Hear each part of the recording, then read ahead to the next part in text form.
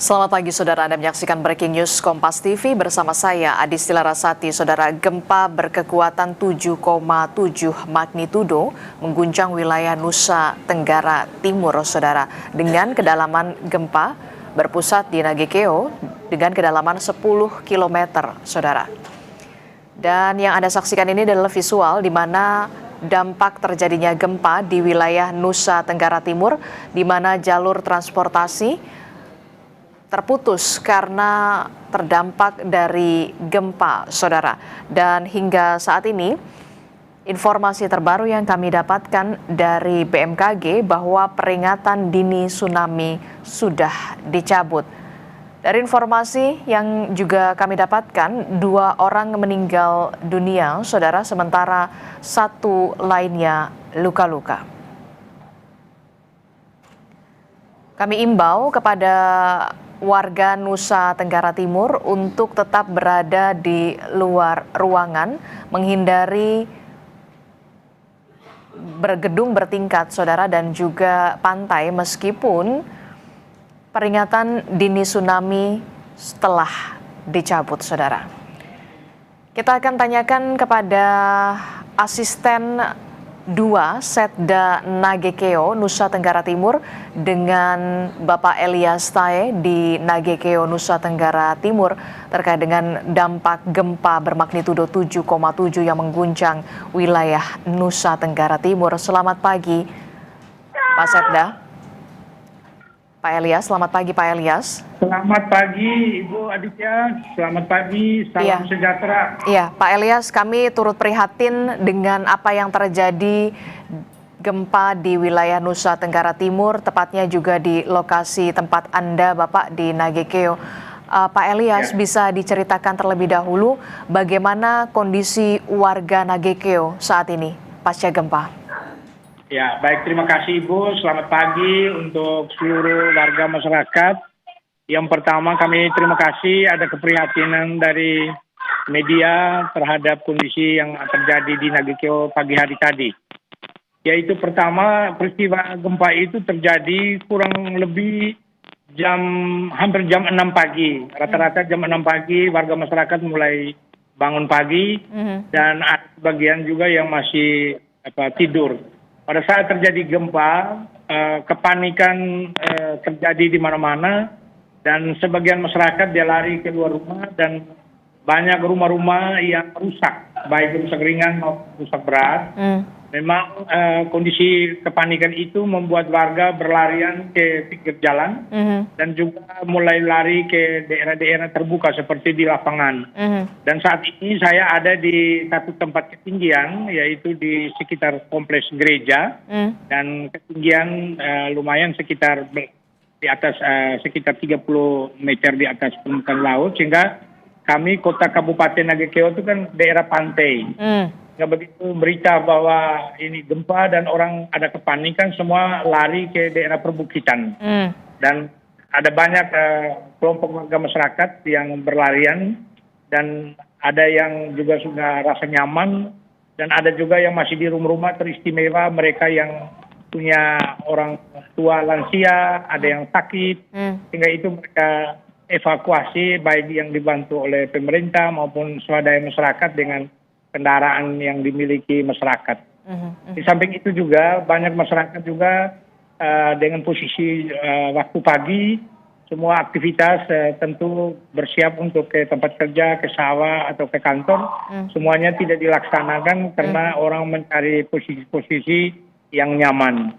Dan sampai ini warga sudah mulai berangsur-angsur mulai kembali ke rumah dari tempat-tempat pengungsian tadi, pengungsian sementara di tempat tinggi, mereka mulai masuk kembali ke rumah-rumah, tetapi ada perasaan cemas dan rata-rata mereka duduk di halaman rumah. Ya, halaman rumah, dan 1-2 keluarga ambil makanan yang tersedia di dalam rumah dan mereka mulai ambil posisi mereka berteduh di halaman-halaman rumah. Tapi itu untuk kami pemerintah, tadi pagi saya melakukan pemantauan di setiap titik-titik yang berpotensi, katakanlah ada gedung bertingkat, dan memang dilihat ada beberapa gedung, toko pertokoan juga rusak, umumnya daerah-daerah tempat-tempat yang daerah-daerah yang agak sedikit rawan terhadap kondisi gempa, yaitu bangunan-bangunan tinggi. Tapi semuanya syukur alhamdulillah yang lihat rusak itu hanya sebagian kecil yang bangunan tinggi, sedangkan kebanyakan itu bangunan rumah itu retak-retak. Ada yang pecah dan juga belum ada data atau kami belum verifikasi data berapa korban. Kami sedang berupaya untuk mengunjungi gedung-gedung yang tinggi itu untuk cek. Yang terakhir kami sedang bergerak menuju rumah sakit karena di rumah sakit itu ada beberapa pasien harus ditolong, teristimewa ibu melahirkan karena ada kondisi di mana harus disiapkan tenda. Kami dengan teman-teman dari BPBD kita mulai mempersiapkan ke lokasi tersebut. Oke. Di samping itu, sedangkan untuk kondisi saat ini sedang tenang, belum ada gempa susulan. Kami berharap semoga Tuhan senantiasa memberkati untuk kita. Bisa nyaman supaya kita bisa kembali makan pagi di rumah masing-masing. Oke, kita harapkan tidak ada lagi gempa susulan agar warga yang sempat mengevakuasi diri ke wilayah terbuka dan juga perbukitan kembali ke rumah mereka masing-masing, walaupun tetap waspada dan juga bersiaga. Verifikasi data terkait dengan bangunan yang rusak parah, rusak ringan, dan juga rusak sedang masih terus didata, termasuk juga soal korban luka ataupun korban meninggal sampai saat ini datanya apakah masih diverifikasi, Bapak? Ya, terima kasih. Kami masih koordinasi karena sekarang jaringan Telkomsel agak macet sehingga kami berkomunikasi lewat media ini agak macet, telepon kadang-kadang putus, terus listrik juga sedang padam. Jadi ada kesulitan warga itu jaringan listrik dengan jaringan ini telekomunikasi ini. Oke. Nah, ketika kami berakses untuk cari data, tentu kami menggunakan media ini. Itu. Oke, jadi kami akan update lagi berarti untuk korban luka dan juga korban meninggal sampai saat ini masih terus didata begitu karena ada kendala ada kendala komunikasi, jaringan komunikasi yang terputus dan juga jaringan PLN listrik. Ya Bapak ya, jaringan listrik juga mati pasca gempa berkekuatan 7,7 yang mengguncang Nusa Tenggara Timur. Bapak, terkait dengan masyarakat yang sudah berangsur kembali ke rumah mereka dan rumah sakit juga, fasilitas rumah sakit pelayanan juga saat ini tengah dikondisikan begitu. Apakah ada wilayah yang dipusatkan menjadi posko pengungsian ataupun dapur darurat, Pak? Untuk sementara, yang pertama lokasi pengungsian. Pengungsian ini rata-rata pengungsian mandiri, di mana mereka cari posisi tempat-tempat yang tinggi. Ya, kebetulan kota Nagakeo ini ibu kotanya rata, terus di pinggir kota rata-rata perbukitan. Jadi warga masyarakat cenderung ke perbukitan. Mereka trauma dengan peristiwa 92 tsunami, sehingga mereka cenderung ke perbukitan. Sedangkan warga masyarakat yang sudah mulai berangsur kembali ke rumah, mereka pada umumnya tidak masuk ke rumah. Mereka masih duduk di seputaran rumah. Di situ ada pohon, mereka berteduh sambil mereka ambil makanan, mereka ada yang mulai masak di luar rumah. Sedangkan untuk dapur umum, kami belum mulai karena kami masih sementara koordinasi juga di beberapa titik. Kami melihat kalau memang penumpukan pengungsinya cukup tinggi, tentu pemerintah akan mengambil langkah untuk membuka dapur umum. Kira sementara demikian. Oke, jadi sampai saat ini masih terus diupayakan begitu ya untuk ada posko pengungsian dan juga dapur umum ya Bapak ya.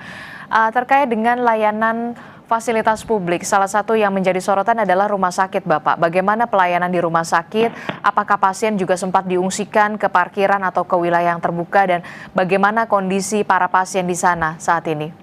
Dari update informasi Anda.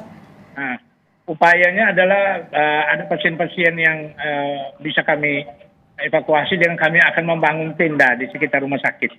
Memang saya posisi sekarang belum sampai ke rumah sakit, kita masih koordinasi di salah satu titik kumpul, dan kami beberapa pejabat kami mau menuju rumah sakit untuk memastikan tenda dari kantor bencana alam, beberapa tenda kita akan harus bangun segera karena berkaitan dengan pasien-pasien yang kami fokuskan. Kami sementara bergerak menuju ke lokasi rumah sakit. Oke, tapi kemudian kalau dari pantauan mata Bapak, dan juga beberapa asisten yang lain, untuk di wilayah Nagekeo ini bangunan yang paling terdampak rusak parah mana saja Pak? Kalau dari kasat mata, pantauan mata Pak? Kalau pantauan saya yang terdampak kerusakan bangunan ini ada di wilayah kota. Kebetulan kota kami persis di garis pantai, yang kita lihat data BMG itu kurang lebih 27 km dari titik kota, di pusat gempa itu. Jadi epicentrum itu di sekitaran pinggir kota, sehingga bangunan lebih banyak di ibu kota. Ibu kota Nagekeo adalah Kota Mbai. Dan bangunan di Kota Mbai rata-rata bangunan tembok, dan ada sebagian yang sudah bangunan berantai 2. Dan itu yang sering saya pantau tadi pagi. Saya muter-muter jam, saya lihat ada beberapa bangunan yang memang rusak ringan, ada yang rusak berat. Rata-rata tuh pecah dan retak-retak. Ya, Ibu. Oke, tapi adakah rencana untuk memusatkan posko pengungsian di wilayah mana Bapak? Di gereja atau kemudian di pusat kota? Atau di lapangan? Yang pertama tentu pemusatan kami memilih tempat tinggi. Di tempat yang tinggi atau di daerah perbukitan. Kebetulan yang di tengah kota ada satu lokasi gereja, gereja Katolik, gereja Stella Maris, itu di tempat yang tinggi. Di sini gereja itu ada beberapa bangunan, dan bangunannya juga aman, bangunan gerejanya juga aman.